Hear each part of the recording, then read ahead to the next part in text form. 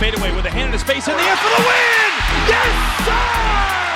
Garnett gives Minnesota the win at Target Center! Towns rebound, lets it fly, and Karl Anthony Towns drills it at the buzzer! A catastrophic finish for the Grizzlies! Welcome to the Everything's Coming Up Timberwolves podcast, your home for the best Wolves talk around. Wiggins spots up there, deep threes, got it! He scores it at the buzzer to give the Timberwolves the victory! Welcome into another Everything's Coming Up Timberwolves podcast episode. My name is Gabe Anderson, joined as always by Chris Emerson. Chris, how you doing? Optimistic as always. Absolutely. And this week, we have a guest with us this time, Donovan Schrupp. Donovan, he joined us earlier in an earlier episode, but he's back this week. How you doing, Donovan? Oh, just enjoying life. Great time for basketball fans. Absolutely. So we got to talk about it. Timberwolves, like we said, we thought. We predicted that the Timberwolves would get 0 wins this week. We didn't think there was a single win in the week ahead for them. But not only did they get 1, they ended up with 2 wins this week. And I think we got to start with it. What an amazing performance from not only Anthony Edwards, but also Karl Anthony Towns on Thursday night. Chris, what? I mean, just it seemed like everything is clicking. Did it not? I mean, the crazy thing is you know, for a while there, it wasn't even really clicking for him. I mean, I know that, you know, he left some layups on the board. He went 0 for 7, I know, for one stretch of 3 during that run. So, like, it's not out of the question that he could have easily had 50. I mean, this kid's got I don't know. I mean, it's what I've been saying all along, though. Like, I feel like he takes the same shot. He has the same confidence with every single shot. It just sometimes they go in and sometimes they don't, you know. And when they go in, he's going to drop 40. And right now when they don't, you know, he might, you know, go 2 for 25, you know, like once he gets his shot dialed in a little bit more. And like he said, he puts the time in the gym. I believe that it's going to happen, and he's going to be a next level type player. I mean, the kid's a star, and I think he's going to be accepted in the star fraternity quicker than some of these young players because he's so likable. Like when you see him on the court, guys, you know, are joking with him at the free throw line, or like how we saw Covington give him a little tip about how to play or how to do a certain thing here and there during the game. Like, I think he's going to be accepted in the star fraternity, and it's going to be something that Minnesota is going to be able to build around for a while. Mm-hmm. And Donovan, what'd you think of Anthony Edwards' performance? He's just so much fun to watch, especially now that he's starting to let the game come to him a little bit more. He's not forcing his shot as much. I mean, granted, he takes a lot of shots, but he's getting a lot better looks at the basket, and it's just been just a joy to watch. I can't wait to see what he does when he has a full off season to actually work and is not coming in with a month and a half after he got drafted. Right. Yeah. And also what we got to remember here, and Chris, I'll get to you in a second, but what we got to remember here is he's only 19 years old. Like, this is not a finished product whatsoever. And just to see him, honestly, if he puts up the numbers that he does, I don't care how many shots he takes. Like, honestly, Chris, what were you going to add? So like Donovan said, like when he has an off season, and what's going to be crazy is to see what Finch does with an off season. So, I mean, we're all sort of guessing because Finch has been so, I would say, inventive with the types of offenses he's done. Like, he went from the G League team in Houston where they were shooting nothing but 3-pointers and layups to the point where, like, literally you were not allowed to shoot anything else because they were testing out like a strategy, and it worked. To when he was in New Orleans, when they were having, you know, big pick and roll with Cousins and AD.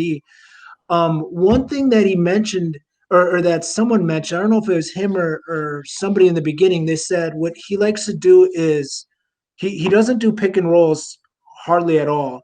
And what he likes to do is two-man game, like on the wing. So it'll be like Cat running like a little in and out action, little like action with one of the wings to see if they can get a mismatch or something working. And if that doesn't work, maybe kick it to the other wing where, D'Lo will be there. It's just going to be exciting to see how everything works and pieces together. I just can't wait. Mm-hmm. Absolutely. Absolutely. And I honestly, as good as Anthony Edwards was in the first game against the Suns, Karl Anthony Towns was equally as good. I mean, that night, it felt like every single move that he made or every single play he made was the right play. I mean, he looked like an MVP candidate. Now, I know his numbers aren't there, but that night particularly, he looked like an MVP candidate. At least. So something that I want to bring up, and I'll ask you guys this. So I was looking at the box score from last night's, and I noticed that Karl Anthony Towns, he led the team in scoring, yes, but he only took 12 shots. Now here's my question. Is this team slowly becoming Anthony Edwards' team? Or is this still Karl Anthony Towns' team? And I'll start with you, Donovan. What do you think? I think right now it's definitely Karl's team. They're trying to run the offense through him as much as they possibly can. I think it's just a little bit easier to get yours as a guard than it is as a big man. I think Karl and where was that? I think it was on the Dayton Moore podcast. He was talking about that today. Karl was talking about always trying to make the right play. I think Dane Moore brought up why he doesn't shoot like 5 step-back threes a game because he can get them whenever he wants. And Karl was talking about, yeah, it's nice to score, but I'm always trying to make the right play. So I feel like that's why he's a little more hesitant to just jack up shots, even though a bad shot from Cat is better than sometimes an open look from like a Okogie at the 3-point line. Yeah, absolutely. Yeah, we don't want Josh Okogie shooting. Oh my god. Yeah, but Chris, what do you think? Should Cat be shooting a little more, or are you okay with him being like a 9 for 12 kind of night? So we talked about this the other podcast ago about like will he be able to be the guy that like takes over? And I mentioned kind of like Donovan said, like in the fourth quarter, it's hard to get the ball to a big sometimes. It's easier to take away a big than, like you said, to guard when it comes up. The thing with Cat and the thing that's made him so dominant is his efficiency, like throughout his whole career. He's the guy that's going to be 12 of 15, 15 of 18. And I think that there's certain players where that is their biggest asset. Like early on with Kevin Love, and I feel the same way about Zion right now.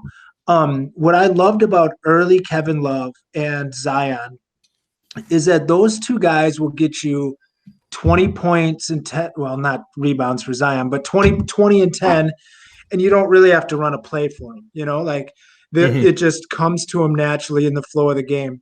And that's kind of like Cat. Like Cat's you're gonna be like, well, damn, Cat hasn't done anything today. And then you look and he's got, 24 and 13, and you're like, well, never mind. Like that's a hell of a game, and 5 assists. And I think if you can have a guy that can consistently get you those kind of numbers and that kind of production, and he isn't like a drain on your offense or isn't like taking anybody else out of their flow, I think there's almost more value to that than a guy that's like a mass shoot score kind of guy. So I guess long story short, I love him. I think keep doing that, because when we got D'Lo and Edwards, we need a little bit of yin to his yang. So like the steadying of Cat and then the hammer there's steadying of Cat and D'Lo kind of slow plotting skill base, and then just the hammer that's Edwards.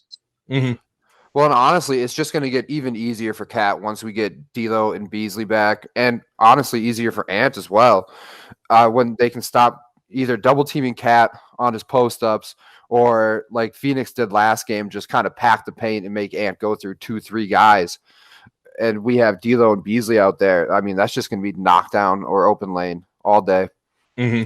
Absolutely. It's almost with the Timberwolves, for me personally, I almost wish that when we get D'Lo and Beasley back, I wish that this current season could just end and we just go forward to next season. Like we're such a next season. Like we have so much potential for next season, and maybe some of the trades that maybe we'll do at the trade deadline, which we'll talk about in a little bit. I know the last 2 or 3 weeks we've been talking about the potential of Aaron Gordon, the potential of John Collins, but just a front court of D'Lo and Beasley, and then a backcourt of D'Lo and Beasley, and then you add on their Ant, and then you add on their Karl Anthony Towns. It's just exciting. I think it's the first time in a long time that we've had something to really be excited about. So the Minnesota Timberwolves, they are 3-3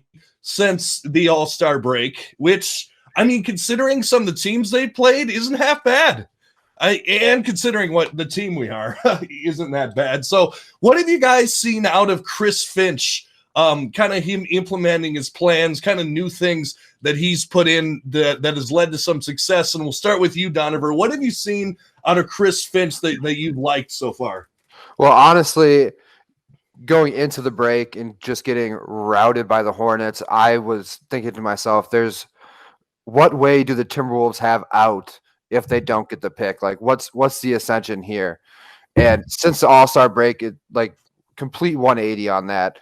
After he implemented his system, is like a breath of fresh air for them. Bringing Cat up and challenging those screens more has really completely changed the defense. And I don't know about you guys, but it feels like you see better unity with the defense. If one guy's going to the wing, somebody has him on the corner. I feel like that wasn't something we saw very often with Saunders. And offensively, he's completely unlocked Ant.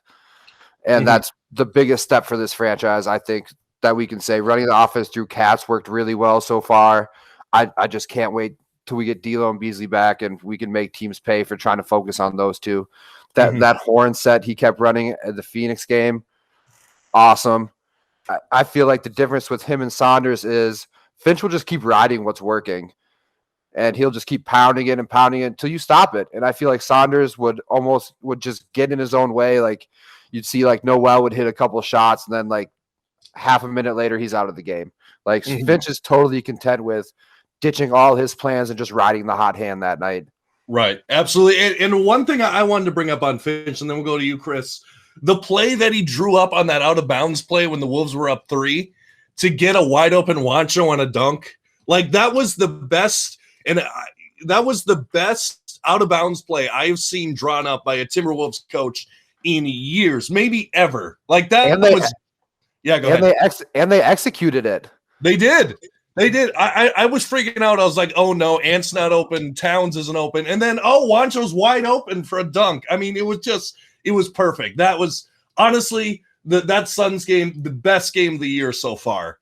Like that was – I don't know if it's going to get better than that the entire year. But Chris, what have you kind of seen out of Chris Finch since the All-Star break, or since he's been able to really implement his plan? Well, kind of like you mentioned with Juancho there, the crazy thing about that happening was supposedly he didn't know who he was going to close with at the 4. And kind of what Donovan said, Juancho hit 2 threes in a row. And then all of a sudden he's like, oh, I guess that we'll close with Juancho, like, because he's hot right now, like, and he's hustling. Like Juancho's been hustling. He's actually been playing better on D than on offense. But so the thing about Finch is, and he said this early when they're like, well, what are you going to try to implement? And he said, I'm actually going to try to take out more than put in.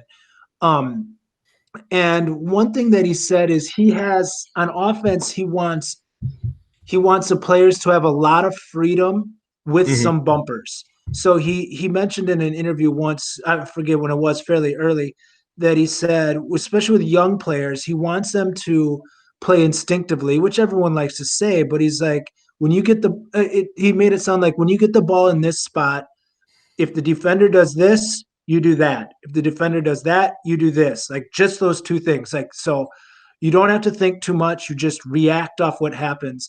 And that's what Edwards has been doing. And Edwards plays best that way. Like he's mentioned it quite a few times when people are like, coach wants you to drive more, blah, blah, blah. And in his interviews, he's like, if they step up on me, I'm going to drive. If they step back, I'm going to shoot. Like he just keeps it. I'll take what they give me. But what's most staggering is what we're doing on defense. Like, I mean, I don't know. I mean, everyone wanted Vander, man, I can't think of his name now. The coach, Vanderpool. Yeah, Vanderpool, yeah, as his defensive guy. And his motto the whole year was, and you've heard it many times, was "good enough is all right" or something like that. solid And enough. that's a crap ass. I mean, that's a crap motto, like, like, no, you want better than that. And the first thing he did was, we've got so many athletes and long athletes, and he has them playing in space. He has them almost just baiting every pass and jumping the pass. And that's been almost what I think's helped the most is with Anthony Edwards with that. Like Anthony Edwards is an all-world monkey and a middle player. Like I don't know how many steals I've seen him where the guy's trying to throw it over his head and all of a sudden he just jumps up and grabs it. Like he's jumped up and intercepted so many passes that are going over his head or thought to be going over his head. Like he's just active. We've had so much active hands. Like we had 22 turnovers on the Suns, and they're one of the top teams in not turning it over. Like we're getting our hands on balls. We're like you said, we're switching like on the perimeter when a guy's, come like just even dribbling around the perimeter, we hand them off. It just looks fun. It looks like our players are having fun. They're not thinking and they're just reacting. It's been great, and like you said, said, it only gets better.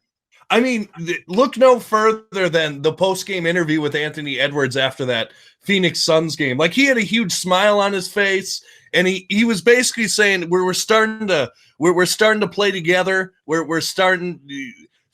Basically, what he said was things are good if they're winning. So I mean, I think winning cures all ills. And Chris, you had some? If you're not watching the post-game interviews with Anthony Edwards, like if you don't have that on YouTube as a favorite, the Timberwolves, and if you don't watch every single interview he does pregame or postgame, you need to reevaluate yourself as a sports fan. He is the best interview in all of sports. I mean, in all of sports, he's dead honest. He's playful. He's fun. He's charismatic. Like he is going to take Minnesota by storm once the Timberwolves start winning. I mean, they're gonna. I've mentioned this before. I'm dating myself a little bit, and I was even too young for this, but he's got that Kirby Puckett kind of charisma where he's going to have farmers love him. He's going to have suburban housewives love him. Like I showed my wife an interview with Anthony Edwards, and she knows nothing about sports in general. And she's like, this kid is cute. He's got charisma. Like he's going to go somewhere, you can just see it. And I think he has a lot of the tendencies. I mean, other than the young part, I think he has a lot of the same attributes as like Jimmy Butler had when he first came to Minnesota. Like you saw him like messing around like in a canoe and stuff like that and falling into the water, and people loved his personality, and there's all the memes of like his face and stuff like that. I feel like they personality wise, they share a lot of the same, but what Anthony Edwards has going for him is he's young. He's a 19-year-old. People remember back when they were 19 and just naive and full of fun and full of life. So yeah. Also, we got to mention Marnie Gellner completely cut him off on that post-game interview. Like, what are you doing, Marnie? Like, for real? She apologized. Yeah, I know, but still. I guess the video went out and the audio went out on her. So on her end, all of a sudden it just went blank. So she was like, okay, gotta go. Oh, okay. But yeah, it was very suspect looking. I know, and also the bad thing was I wanted to hear the end of that story. Like he was talking about like how he had just seen LeBron, and he and Kat had talked about how LeBron's like a leader and stuff like that, and how they want to do that. I'm like, yes, this is exactly what I want to hear right now. But I don't know. And I like Marnie. Like, nothing against Marnie. Like, she's great. The Wolves Plus podcast that she does is great. He was great on that. I remember that was kind of the first taste of Anthony Edwards, was when he was on that podcast, and that was awesome. So one player who is actually starting to play pretty well lately is maybe not well, he played well last night, and then he played well in the Laker game as well. Ricky Rubio is starting to score a little bit. Now, here's the question. Is this better for the Wolves because it raises his trade value, or is this better for the Wolves because this is a piece that they can use moving forward? And I'll start with you, Donovan. What do you think is the future with Ricky Rubio and this team? Do you see him getting moved at the trade deadline, or do you see him as a piece kind of moving forward?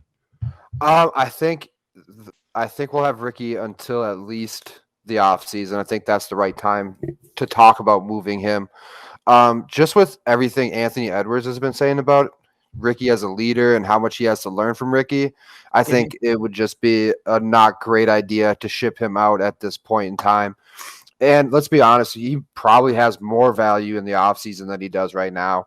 People still remember the terrible start he had to the season. And in the offseason, we're looking at an expiring contract then. But, man, he's been really, really nice lately. Finishing around the rim, which not very Ricky Rubio-like. We're getting the Ricky that we saw in Phoenix, that we saw in Utah. He's knocking down catch and shoot threes at an acceptable rate. This is the guy we thought we were getting all along. And it's been fun to watch.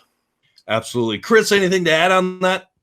I mean, he nailed it. I mean, this is the Suns Rubio. This is who Ricky Rubio is. I mean, right now he's playing like the player that you either hate or you love. Like he's one of the most polarizing players in the whole NBA. I think there's multiple reasons why, but if taking some of those away and just going to his basketball game,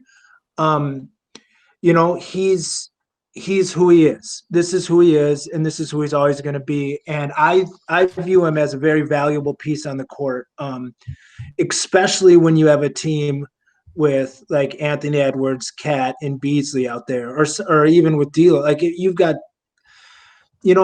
every person on the team doesn't need to score 20 points. And as a matter of fact, some of them you don't want to be shooting those shots. Like, my argument with Rubio always was, he shoots, a poor percentage, but he's shooting 6 shots. Like, I'm fine with the guy shooting like going 2 for 5. Like, I'm okay with that. I'd way rather have that than a guy going 10 for 35. You know what I mean? Like, so that's fine with me. But I think it's an off-season trade, and for many reasons. One, we don't really need to win right now. Yep. And bringing in like an Aaron Gordon, who I still believe that's going to be the guy. Bringing him in, I think would better our team dramatically at the 4 spot. And I don't think we really need that. I think we can develop who we have, let them get, this is a development year. Like, almost everything has fallen in place for the Timberwolves this year. Like, some people will look at it like everything has not. And I'll look at it the opposite way. Like, every one of these guys that has been suspended or hurt has opened the door for a young guy who's stepped up and taken it, from Nas to Jalen Noel to McDaniels to even J-Mac. Everyone steps down, and we've had a guy step up and has just raised the value for them in upcoming seasons. So if we can keep Rubio through this offseason, they'll have a full year. Whoever gets him has a full year of the exact leadership he's showing us, the exact leadership he showed the Suns and the Jazz.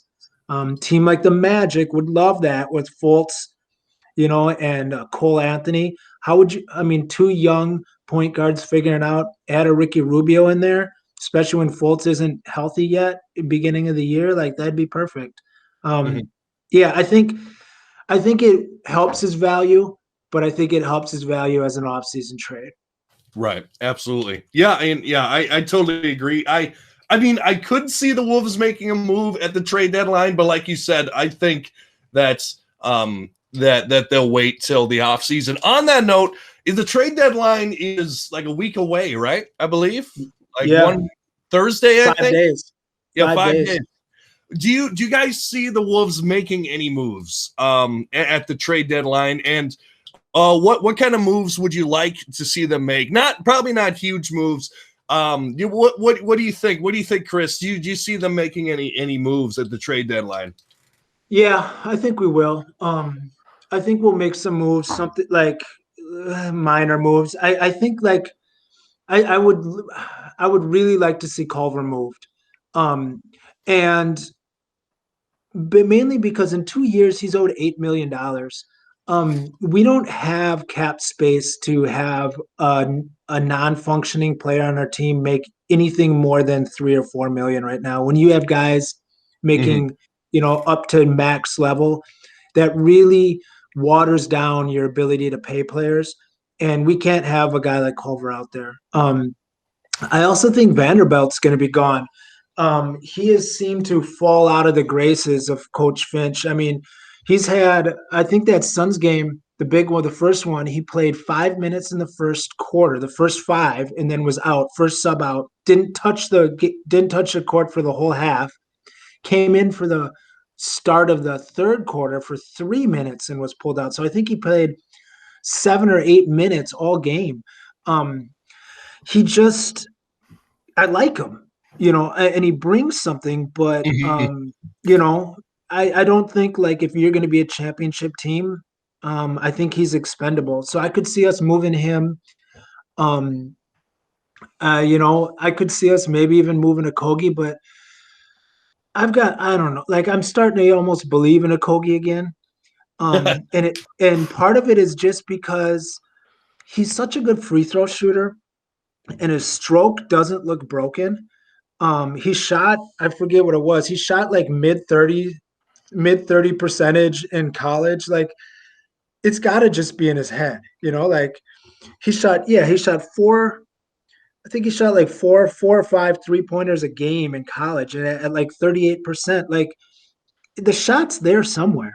It's just got to be a mental block. And if he can even be a decent corner 3-point shooter, as long as he takes a decent like $5 million contract, he's worth it. But yeah, I see us moving some pieces for guys like Beasley, guys like, Vanderbilt, guys that are on the back of other people's benches that Rosas has targeted, and maybe we can sneak out a player. Mm-hmm. I don't see anything big. Nothing big. Donovan, what do you think? What do you think? Do you think we'll make any moves at the trade deadline or stand pat? I think they'll make some smaller ulterior moves. Guys like Chris mentioned. I think they move Ed Davis as well. Seems like some teams have been calling about him. It's always nice to have a veteran big come off the bench, plays decent defense, sets good screens. Yeah. With the Vanderbilt take, I mean, he played 8 minutes and he played 5 minutes, and I was curious what you guys thought. Do you think that was matchup based, or? I think it's just. I think it's. I mean, I don't know, or maybe Finch has just seen what he had. Like, okay, we know what he is. Like, he's gonna hustle really hard on defense, and he's gonna give you some putbacks and like maybe, but he, he's not going to do much more. It's very strange to me that he's not playing over Juancho, unless Juancho is being showcased a little bit for a trade. Yeah, it's strange. The Vanderbilt thing is strange for me, which is why I think he might be moved, because I just don't understand what we're doing with him right now. Yeah. I guess the only thing for me of why Juancho's playing is, although he's not super consistent, he still has the threat of, shooting the outside shot or attacking the basket a little bit. Vanderbilt, to me, is more of a guy who needs like a pass and like a wide open pass just to dunk. So I guess maybe the reason they're playing Juancho a little more is just the offensive threat. And like you said, Juancho, like you said, Chris, Juancho's been playing some pretty decent defense lately. He's trying. He's definitely putting in the effort. Yeah. Yeah, I think while he was sitting on the bench for games, he was like, man, when I get out there, I'm going to I'm going to really exert and try to make the most of the opportunity. So yeah, I like you said, the only if we're going to make a big move at the trade deadline, the only way I see it happening is if we get rid of Rubio and we get Aaron Gordon. And like you said, that could easily happen in the offseason. Did you guys see Aaron Gordon's like almost triple-double game I forgot how long ago it was, like a couple days ago? 38 points, almost 8 rebounds. Yeah. And I think he went 7 or 8 for 3.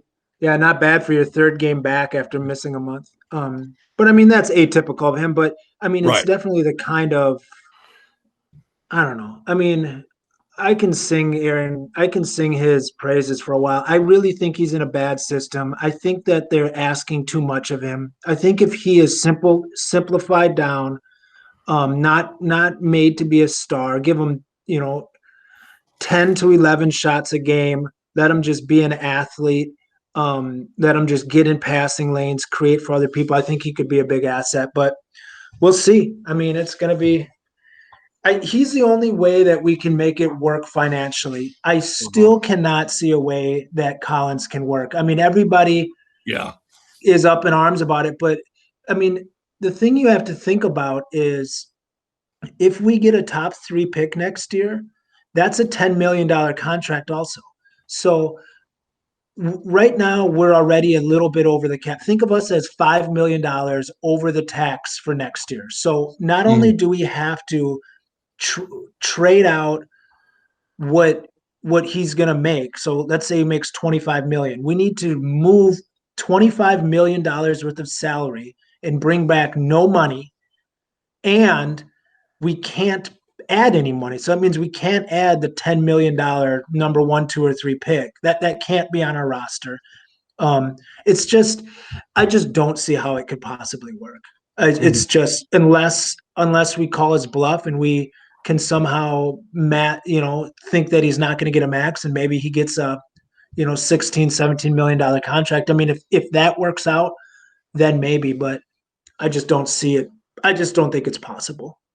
Yeah, I don't think. And the other thing about John Collins is if he's not, I mean, I know he's not super happy in being in Atlanta. He's made that very clear, but is it really like, is it really plausible for us to think, yeah, he's going to take this huge discount to play next to Cat?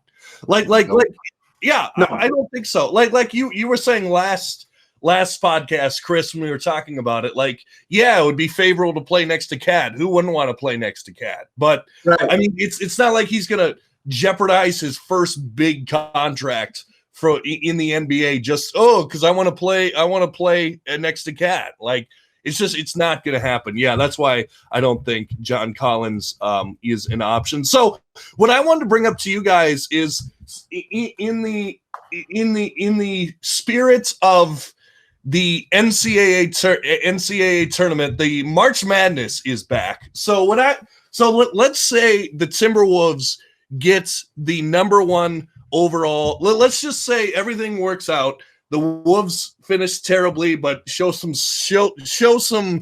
resilience, and they end up with the number 1 overall pick. Who would you want the Wolves to take with the number 1 picks? Is it Suggs? Is it the guy from USC? I can't remember his name. Is it Cade Cunningham? And we'll start with you, Donovan. If you're the Wolves in the situation, is it Cunningham or who would you want him to take with number 1 overall? Selfishly, as a Minnesotan, I think Jalen Suggs would be really fun here. But as a basketball mind, I would have to go Cade Cunningham, just his versatility, especially offensively.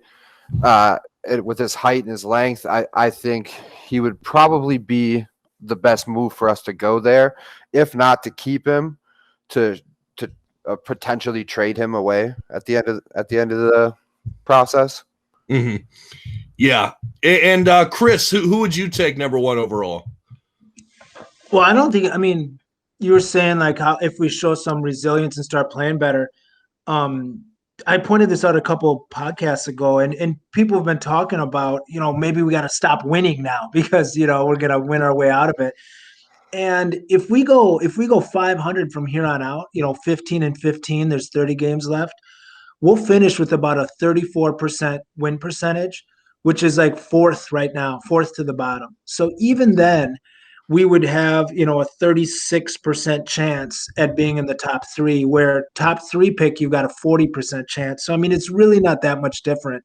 So I think we're almost locked a decent shot at a top three.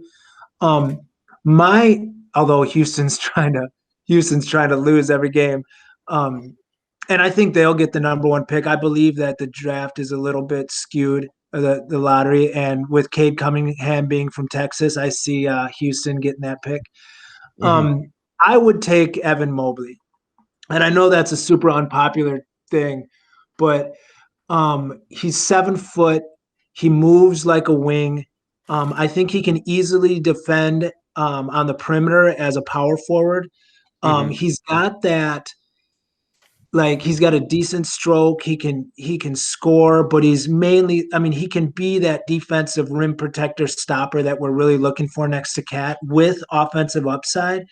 I'm one of the few people that just doesn't see it in Cade Cunningham. I know he has flash games, and maybe he's so uber talented that he kind of floats and doesn't have to try hard a lot. Maybe that's what's happening. But he just lazily gallops up and down the court and slowly gets, trapped and, passes it. Like, he has so many dud games where he just disappears for so much of the game that I don't know, man. I don't like it.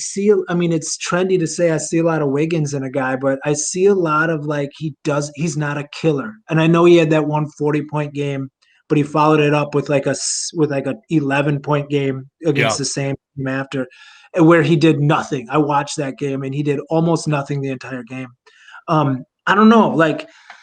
I just don't buy him. And I've talked before, I'm not a huge Suggs guy. I don't think he has the athleticism to really be a lead guard, an effective scoring lead guard.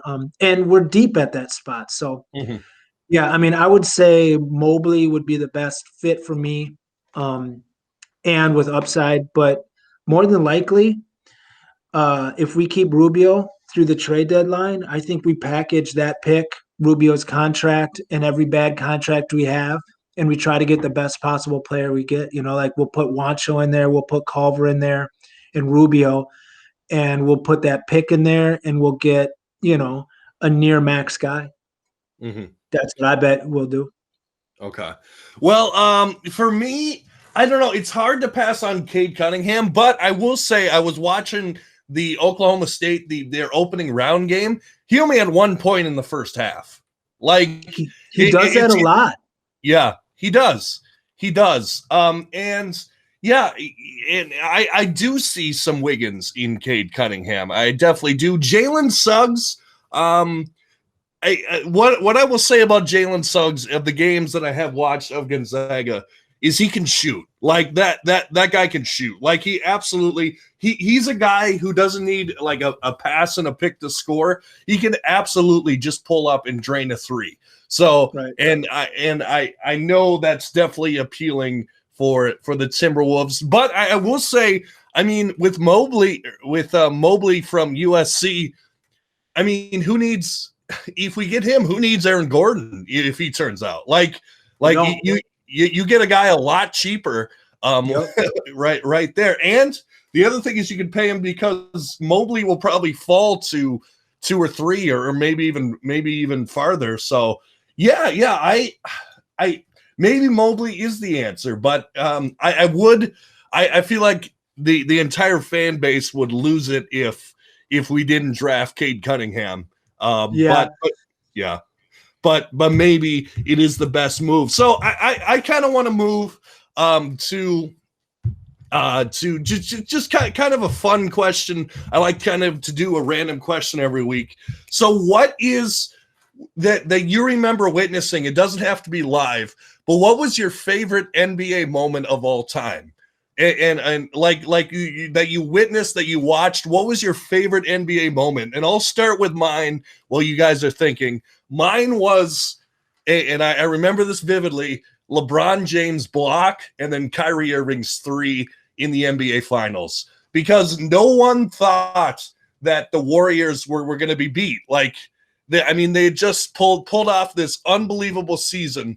They just pulled off this season that no one's ever had more wins. They went down 3-1, and then LeBron out of nowhere on this Iguodala layup just blocks it, and then Kyrie makes this contested 3. That will go down as my favorite NBA moment, unless the Wolves win a championship, and that'll easily change. And we'll start with you, Donovan. What's your favorite NBA moment of all time that you remember watching? I got 2. I'd either have to go with LeBron. God, what year was it? Whatever year he took out Detroit and he scored like the last 30 points in the fourth quarter and then to overtime. Yep. That was one of the first times I distinctly remember just a guy just saying, no, we're not losing this game, and just putting a team on his back and just taking it from them. Mm-hmm. And then as a Timberwolves fan, I would have to say when they beat Denver, when Taj stripped or blocked Jokic in the corner to make the playoffs. That's one I'll remember for a very long time. The one that finally ended the drought. Absolutely, yeah. I was living in Fond du Lac at the time, and my neighbors hated me after that because I was screaming my head off as they were winning. But what about you, Chris? Your favorite NBA moment that you remember watching? So I remember I was in a friend of mine, high school friend of mine's house, and when Jordan did the little push off 3 at the corner at the edge. I mean, I'm a little older than you guys, so I was, a senior in high school when that happened, and that was cool, and and it was a big cool moment, and maybe it was partially, because of the history of it going forward, but that was cool to me. And then another thing I remember, I just remember, and it's not even a moment. It's just that beginning sound from all of the games, like dun dun dun dun dun dun dun dun dun dun dun dun. Like if you play that song for me, it just brings me back to so many things, like where you see the highlights of like Larry Bird with the behind the back pass or whatever the little snippets were before it. Right. That is basketball to me. Like that song is just like the anthem of all basketball to me. Have you ever seen the it's kind of old, like I think it's like 2013 or something. Have you seen the SNL skit where they do like it's like the pitch meeting for that song, and there were supposed to be lyrics in the song? I think so. Yeah. Like, I have seen it. Yeah, that's honestly one of my favorite. That's one of my favorite SNL skits of all time. So yeah, kind of fun to get know you guys a little bit. Your favorite NBA moments. I know that's kind of universal. Everyone's got them. I mean, my favorite sports moment of all time, and we won't get into this, was the Minneapolis Miracle. It just is. Yep. Like, like it's hard to top that. But moving forward, we'll take a look at what the Timberwolves have coming up this week. Let's take a look at their schedule. They got the whole weekend off, which I'm sure will be nice for them. Sit back, watch the tournament a little bit. I'm sure they're watching all of the colleges they went to, except for Cat. He ain't rooting for Kentucky right now. But shocking. Yeah. and Josh Okogie's team is out, and but Jane McDaniel's team didn't make it. But anyway, I'm sure they're watching the tournament. So we got the Thunder on Monday. Then we got the Mavericks and then Rockets. So honestly, some winnable. I mean, as much as and you were talking about that, Chris, they can go 500 and still be in a good position for a good pick. But some winnable games here, are they not, Chris? I mean, any game right now with us is winnable and losable. So, I mean, could go any way. Like, we're so reliant on being hot. Like we either need, a 40-40 night out of two of our stars, or we need our bench to drop 70 points, or like we can't just play okay because we're not good enough right now. But Mhm. what's going to be interesting to see is, I mean, D'Lo should be back this week. It sounds like he might. Like I could see him, coming back like midweek or something like that. So that'll be interesting to see how he works his way in. Yeah, absolutely. And Donovan, what are you looking for from the Timberwolves this week? I think they should be 2-2 at worst here. You should be able to beat the Thunder, and then you should at worst split with the Rockets. Mavericks is a winnable game, but you never know with Luka. I don't know if Kristaps is playing right now or not, but he seems to always kill the Wolves. So I would say 2-2 at worst. I can see 3-1. Yeah, absolutely. So actually, one thing before we go that we were going to talk about, it just kind of got put by the wayside. When D'Lo comes back, do you guys think that automatic you just put D'Lo in the starting lineup, or with how good Rubio's playing, do you have D'Lo with the second unit to provide some offense with that second unit? What would you do, Chris? In your opinion, what would you do with bringing back D'Lo? I've been thinking about this, and it's so hard. Like, um, so when I'm watching the bench, our bench is good. Or they play well together. I think they're top 3 or 4 in scoring in the NBA. Um, but one thing that I've noticed about our bench is they play good, and it might be just because of lack of practice time, but as a unit. Like when it's the whole bench, they seem to operate well, like everyone knows their role. When there's a star mixed in there, I feel like nobody really knows who should be doing what. Like they kind of don't know who to defer to. Um, so I don't know. Like I think in theory, the best move would be to get all the talent that is going to be our future on the court as much as we can. So, I mean, I would say Rubio to the bench. Um, and I just hope that doesn't, disrupt it, because Rubio is also a prideful player and he doesn't like being on the bench. And he said that earlier in the year. He said, "Yeah, I'll be fine being the bench if we're winning." Well, we're not going to be winning a lot. So um, that'll be interesting to see how that dynamic works. But I think we have to put everybody back in that you think would be the starter, including McDaniels. I think Vanderbilt's last start was last game, and I think it's going to be McDaniels going forward. Donovan, what do you think? Do you agree that you put D'Lo in the starting lineup, or kind of phase him in with Rubio? What do you think? I think he maybe not game 1 or 2. Well, I guess we'll see how the knee reacts. I think they ramp D'Lo up a little bit. And Rubio gets at least 2-3 more starts. But yeah, D'Lo has to be back in the starting lineup. I think I think Finch will stagger his minutes a little bit more, especially with the second unit, so that Edwards and Beasley can get more shots running with that second unit just a little bit more, because we know Beasley doesn't like coming out of the game. He made that very clear when Saunders was the coach, Right. that you can just run him to death. So I think you see a little bit stagger, and I think with a lineup of Rubio, Ant, and Beasley with that second unit, and you add a Wancho and Nas in there, I think that team could really put some points on the board and help supplant. And then you take Beasley out and you put Noel in, which is Beasley light, who can create a little bit. I mean, yeah. I think it'll be a fun second unit to watch. It's crazy to think like we are the worst team, statistically in the NBA. And it's crazy when you're going down this list of how much talent we have. Like as Wolves fans, it's like, well, when we bring back our 2 starters, man, who are we going to put on the bench? Like, how are you going to not play Noel? And then even J-Mac comes back. Like he was playing good. Like there's people saying, well, he should start over Rubio.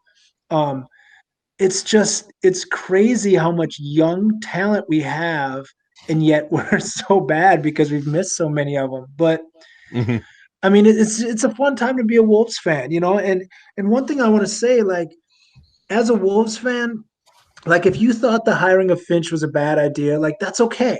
Like if you thought like trading Rubio and or trading getting Rubio and McDaniels for James Johnson in the 17th pick was a bad idea, that's fine too. Like if you thought Wiseman and Ball was a pick over Edwards, okay. Like it's okay to be wrong on these, like if you thought Edwards should just be shooting corner threes and playing D and not being a creator and not being a ball dominant player, it's okay. Like you can be wrong on these and we can all like just love what's happening. Like there's Mhm. so much good going on, And the crazy thing is to think that we have a possibility of adding a generational type player in a top 3 pick to this Mhm. team. Like there's not a better time to be a Wolves fan, at least for how I like to be a Wolves fan. Like if you're a Wolves fan this long, you either love watching a team develop or you love talking crap about your local team. Like those are the only 2 reasons why you're a Wolves fan, and So and true. you'll see those or 3. There's a third person who just loves the sport of basketball and just loves watching basketball. But for me being a guy who loves watching the development, this team, if they massage it the right way, could be real good for the Mhm. next 10 years. I mean, real good. Like if we get this top 3 pick and that top 3 pick becomes an all-star, which isn't out of the question for top 3 picks, and you add that to Anthony Edwards, who looks like to be an all-star, if D'Lo, who's still like 25 years old, gets back to playing near all-star level, and then you got Cat, who's a near all-star or all-star, and then you got Beasley, who can drop 20 off the bench efficiently as a shooter, like McDaniels as like what are we talking about here? Like we've got Right. so much to look forward to. Like just love what we're having. Like I wish that Fox Sports North was on more TVs. Right. Yeah, that's a good point. Well, it's going to be Bally Sports North I was going now. to say Yeah. that Bally. Yeah. Yeah. Which Well, let's hope they can get at least the streaming figured out. right. Yeah, absolutely. Absolutely. Yeah. Because it's going to be a fun team to watch. That's why and that's why I've been saying all year, we just got to get through the season. We just got to get to next season where, I don't know, Beasley's time in the workhouse is done or whatever. D'Angelo Russell is D'Angelo Russell is fully healthy. Another offseason of development for McDaniels. We get that pick in here, and everything's going to be gravy. Well, I think that's a good place to end it. Thank you so much, Donovan, for joining us this week. No problem. It was a great time. Thanks for having me. Absolutely. And Chris, as always, it was a blast. Yeah, man. Just keep pushing. Let's do this. I'm excited. Absolutely. And this has been another episode of the Everything's Coming Up Timberwolves podcast. Make sure to like, share, and subscribe on YouTube and follow so you never miss an episode on Spotify. This has been an Everything's Coming Up Timberwolves podcast. And as always, go Wolves.